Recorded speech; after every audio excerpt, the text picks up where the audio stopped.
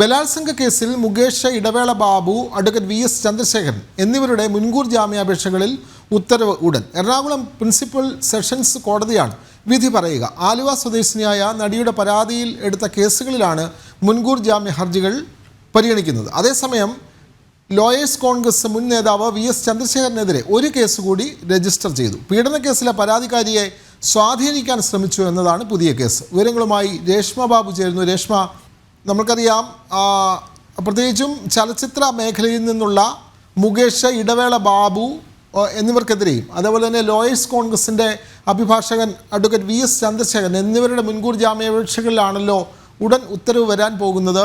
ഈ ചന്ദ്രശേഖരനെതിരെ മറ്റൊരു പുതിയ പരാതി കൂടി ലഭിച്ചുവെന്ന് അറിയുന്നുവല്ലോ. കൂടുതൽ വിവരങ്ങൾ രേഷ്മ ബാബു. ലോയേഴ്സ് കോൺഗ്രസ് മുൻ നേതാവായിട്ടുള്ള അഡ്വക്കേറ്റ് VS ചന്ദ്രശേഖരനെതിരെ ഒരു കേസ് കൂടി എടുത്തിരിക്കുകയാണ്.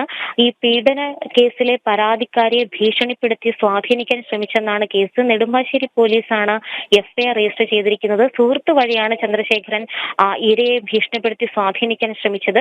ഇക്കാര്യം പ്രോസിക്യൂഷൻ എറണാകുളം പ്രിൻസിപ്പൽ സെഷൻസ് കോടതിയെ അറിയിക്കുകയും ചെയ്തിട്ടുണ്ട്.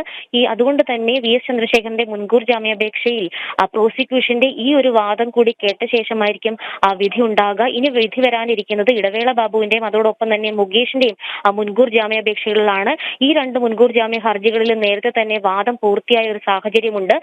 എന്തായാലും ഈ ആലുവ സ്വദേശിനിയായിട്ടുള്ള നടിയുടെ പരാതിയിലെടുത്ത കേസിലാണ് ഈ മുൻകൂർ ജാമ്യ ഹർജികളെല്ലാം വന്നിരിക്കുന്നത്.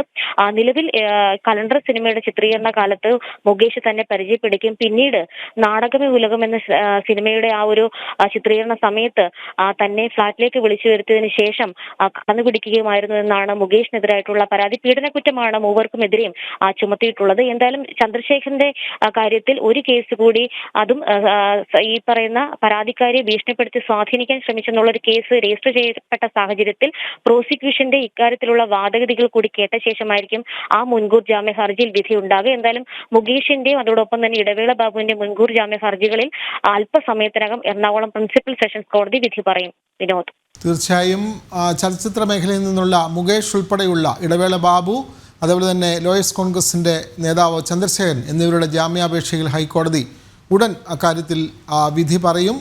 ചന്ദ്രശേഖരനെതിരെ ഒരു കേസ് കൂടി പുതുതായി ലഭിച്ചിട്ടുണ്ട്. വിവരങ്ങൾ നൽകുകയായിരുന്നു കൊച്ചിയിൽ നിന്നും രേഷ്മ ബാബു.